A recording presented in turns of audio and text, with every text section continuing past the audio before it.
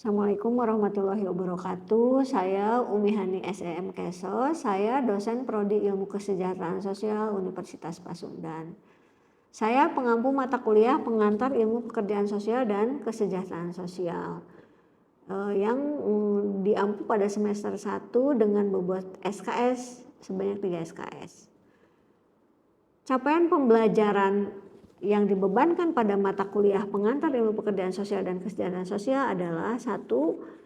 Mahasiswa mampu atau memiliki tanggung jawab etika profesi pekerjaan sosial, selanjutnya mampu menguasai dan mengaplikasikan teori, metode, keterampilan, pendekatan, dan teknik pekerjaan sosial dalam setting mikro, meso, dan makro. Selanjutnya, memiliki pengetahuan yang luas mengenai masyarakat dan multikulturalisme di dalam masyarakat.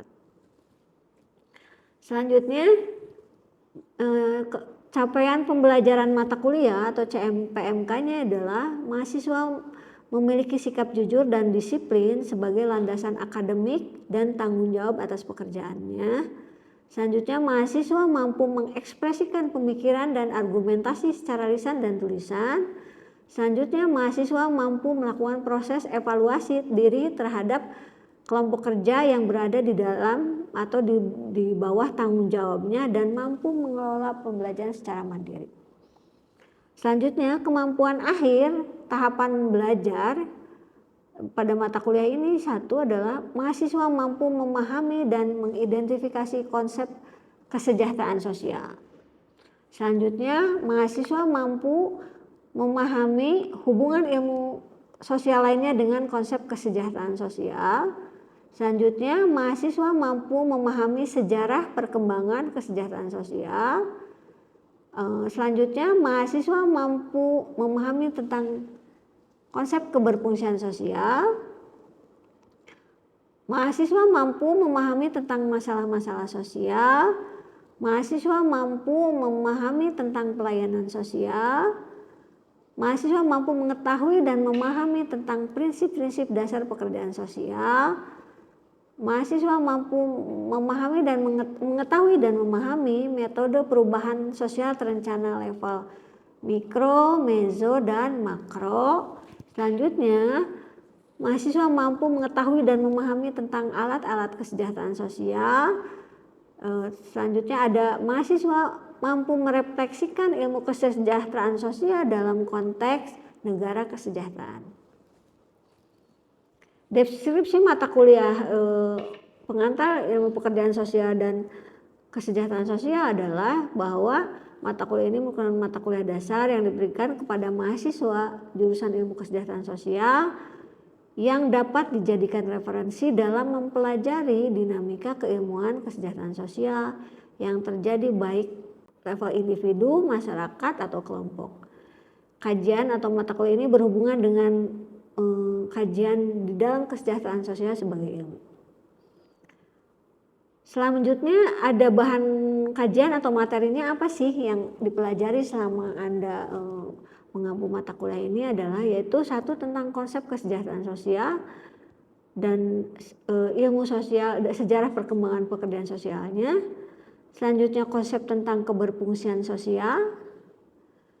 Selanjutnya masalah sosial dan pelayanan sosial, prinsip-prinsip dasar pekerjaan sosial, ruang lingkup dan keterampilan pekerjaan sosial, dan di akhirnya yaitu terakhir ada tujuan dari kita mempelajari ilmu kesejahteraan sosial adalah bagaimana menciptakan negara kesejahteraan sosial. Referensi atau daftar pustaka atau menjadi bacaan wajib untuk mahasiswa yang mengampu mata kuliah ini adalah ada 3, yaitu 1 buku dari Prof. Isbandi yaitu tentang kesejahteraan sosial, pekerjaan sosial, pembangunan sosial, dan kajian pembangunan. Selanjutnya ada buku dari Prof. Adi Fahrudin tentang perspektif biopsikososial untuk asesmen keberfungsian sosial. Yang terakhir adalah Introduction to Social Work and Social Welfare, Empowering People dari Charles Jastrow. Yang lain-lainnya ada 5 bacaan referensi tambahan atau daftar pustaka tambahan yang harus dibaca atau dimiliki oleh mahasiswa prodi ilmu kesejahteraan sosial. Di situ ada pribumisasi pekerjaan sosial, penelitian dan praktek di Sarawak, ada tentang pemikiran-pemikiran dalam pembangunan kesejahteraan sosial dari bukunya Prof. Isbandi juga.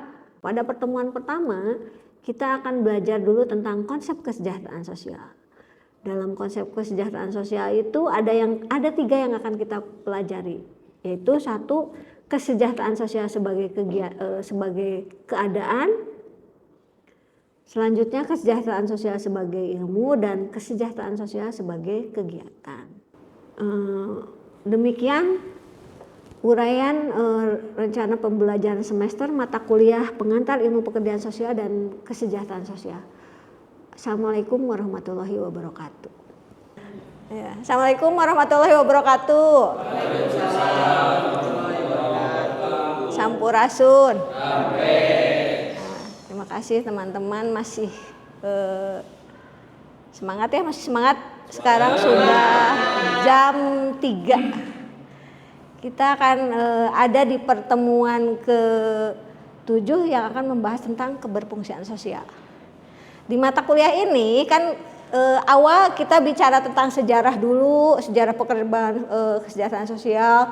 Selanjutnya apa itu kesejahteraan sosial dengan ilmu sosial lainnya. Nah, selanjutnya kita ada yang namanya di materi keberfungsian sosial.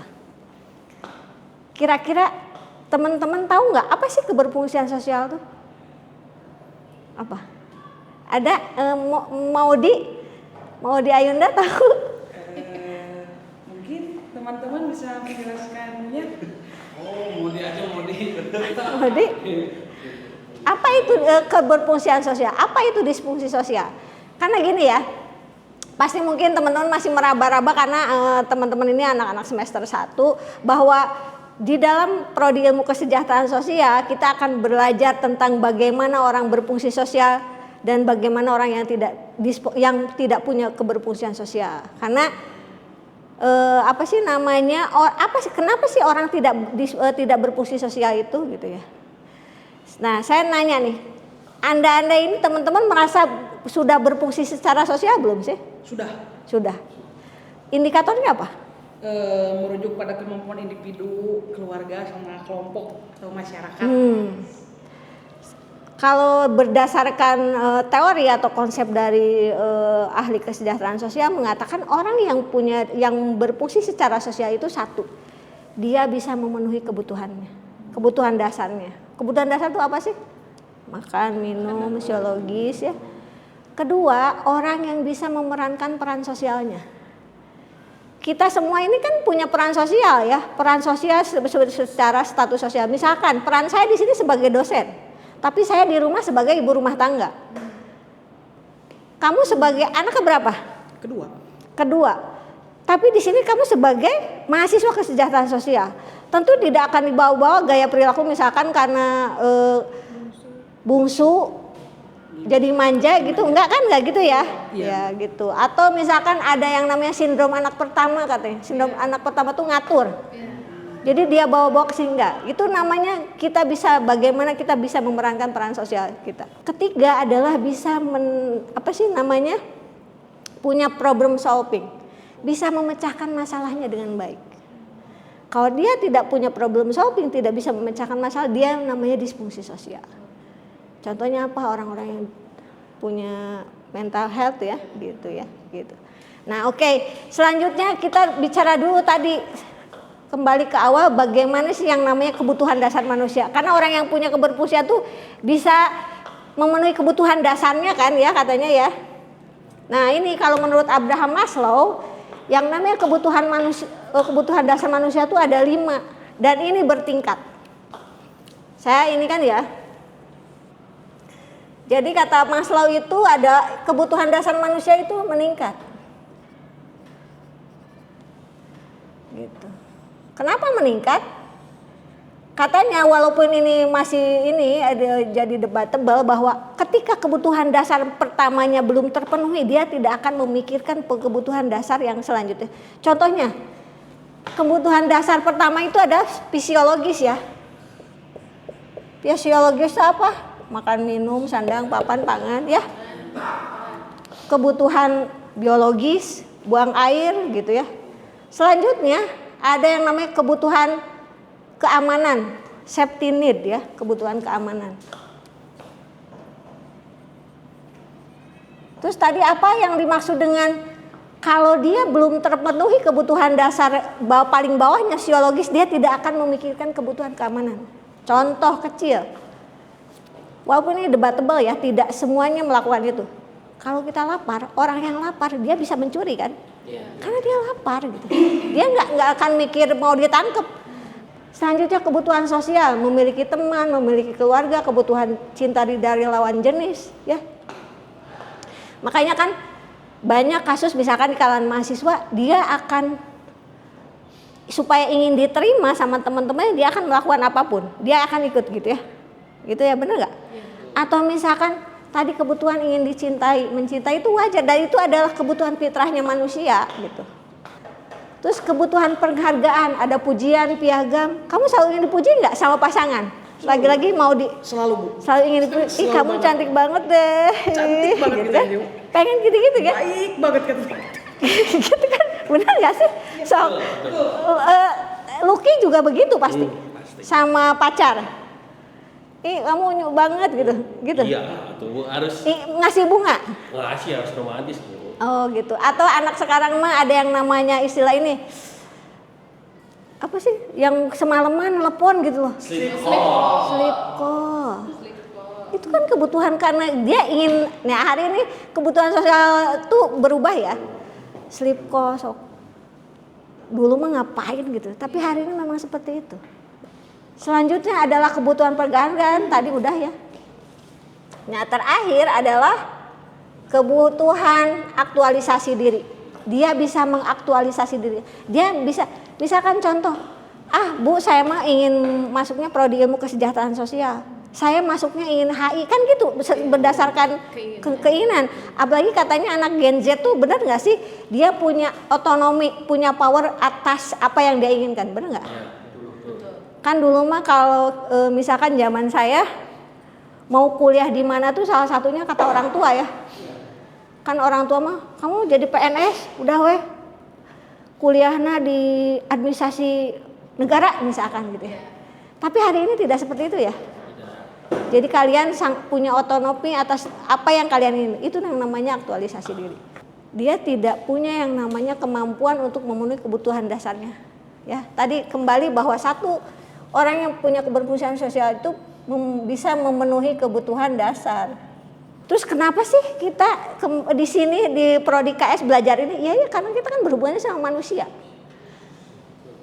Salah satu keilmuan yang tidak bisa digantikan robot katanya adalah ilmu kesejahteraan sosial. Karena kita berhubungan dengan rasa dengan manusia gitu. Jadi ketika kita menginterpretasi kita harus tahu ini dulu. Ya, gitu. Ada yang ditanyakan? Jelas ya? Jelas ya? Cukup ya? Nah ini tadi aktualisasi diri itu seperti apa sih, berjenjang. Ada yang terima dengan diri sendiri, orang lain, kebenaran, kemampuan menyelesaikan masalah, dari ujung-ujungnya mandiri.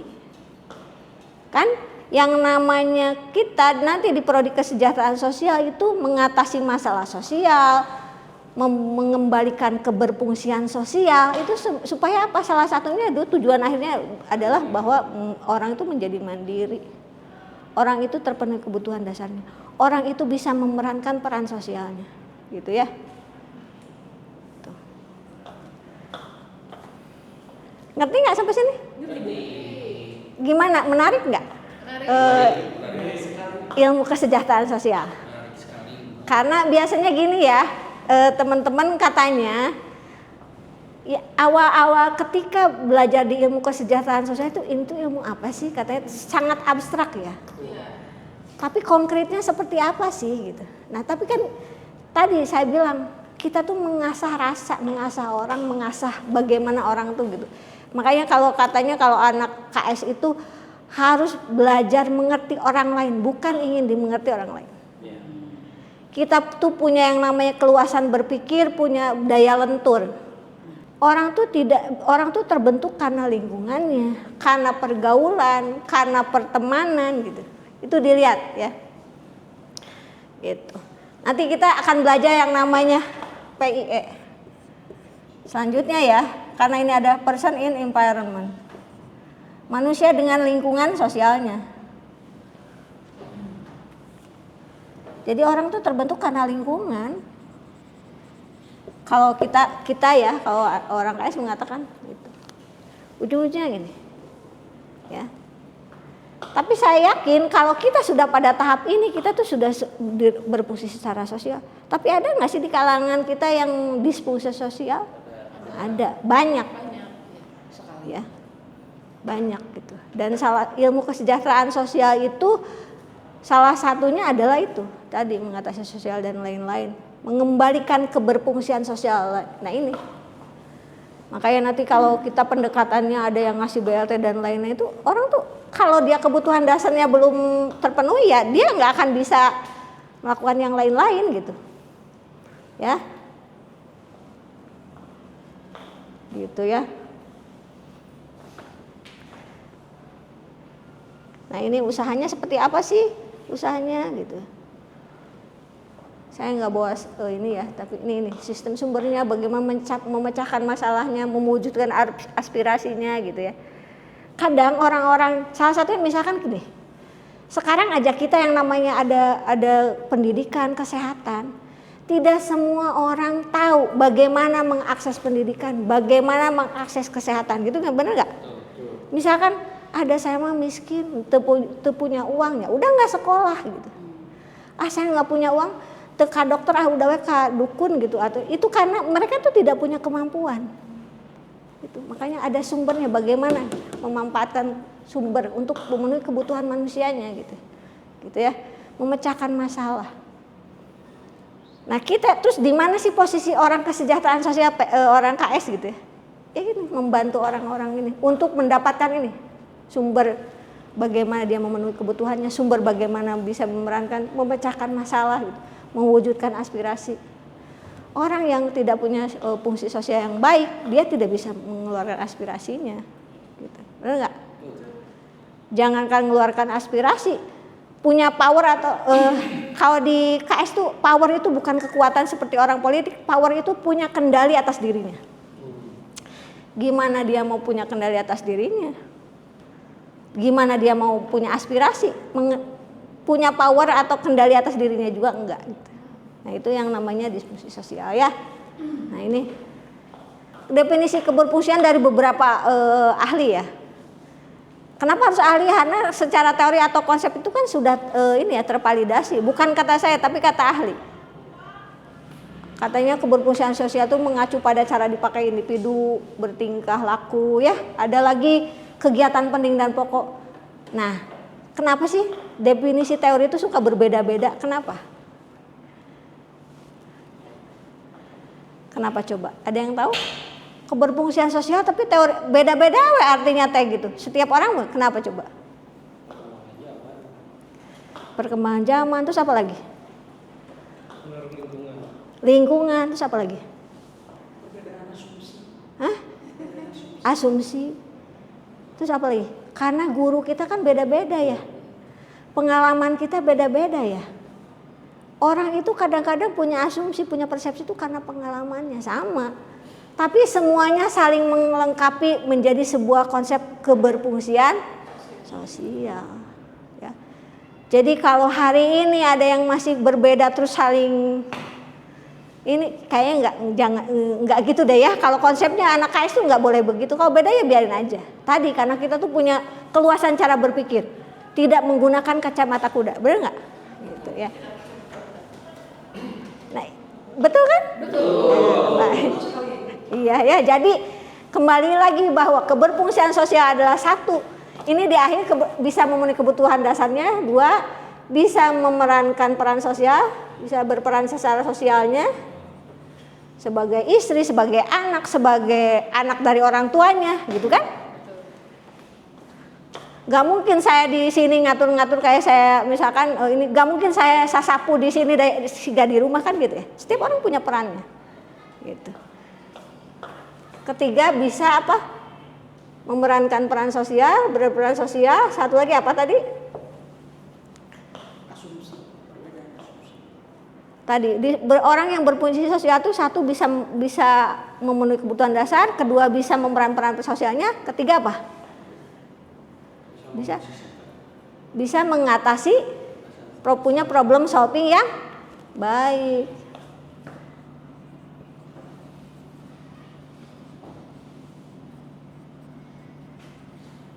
Keempat tadi apa? Kalau dia itu apa punya bisa mengutarakan pendapatnya, bisa punya aspirasi. Dan kelima ada lagi satu lagi. Mau berubah. Ada orang yang nggak mau berubah nggak masalah, tetap aja. Contoh mau dianggap mau berubah itu seperti apa? Ada ini ya, ada kasus satu keluarga anaknya 7. Dia di rumah petak, semuanya di situ. Dia merasanya dia tidak punya masalah. Kenapa emangnya? Tapi buat kita itu adalah masalah. Kenapa masalah? Ser-ser-teuing ya. Terus kan yang namanya ibu bapak bisa aya nanaon gitu dan lain-lain. Walaupun adik kakak tidak boleh ada yang namanya dekat, apalagi udah gede. Itu ya, itu kalau dia tidak mau berubah, dia nggak merasa ada masalah gitu. Nah, salah satunya adalah dia mau berubah gitu ya. Gitu. Baik, ada yang ditanyakan? Cukup ya. Tadi bahwa secara pengertian definisinya berbeda-beda karena memang kita gurunya beda, pengalamannya beda gitu ya. Gitu kayak kalau kata guru saya mengatakan kalau ketika punten orang yang nggak ngelihat ditanya gajah itu apa sih? Gajah itu seperti apa? Yang megang belalainya, gajah tuh yang panjang belalainya. Yang megang telinganya, oh itu gajah yang ini. Jadi orang tuh berdasarkan pengalamannya. Tidak mungkin atau jarang orang punya banyak pengalaman gitu. Jadi itu tuh apa? Melatih kita untuk menerima perbedaan, melatih kita untuk tidak judgmental, tidak menghakimi orang lain, ya itu. Oh, itu orang KS banget ya. Nanti kalian kalau lama ini semester 1 ya baru belajar, nanti ada yang namanya teori-teori yang melengkapinya gitu ya. Oke, kalau sudah paham kita akhiri saja ya. Nah selanjutnya setelah belajar tentang keberfungsian sosial, minggu depan kita akan belajar tentang masalah sosial. Apa sih masalah sosial teh? Apakah masalah sosial teh selalu urusannya perut? Selalu urusannya lapar? Zaman baheula mungkin ya, zaman dulu iya. Tapi hari ini mah orang sosmed yang macam-macam ini bisa jadi masalah sosial ya. Jadi nanti lebih dalam kita kupas tentang masalah sosial minggu depan ya. Baik, terima kasih. Assalamualaikum warahmatullahi wabarakatuh. Waalaikumsalam.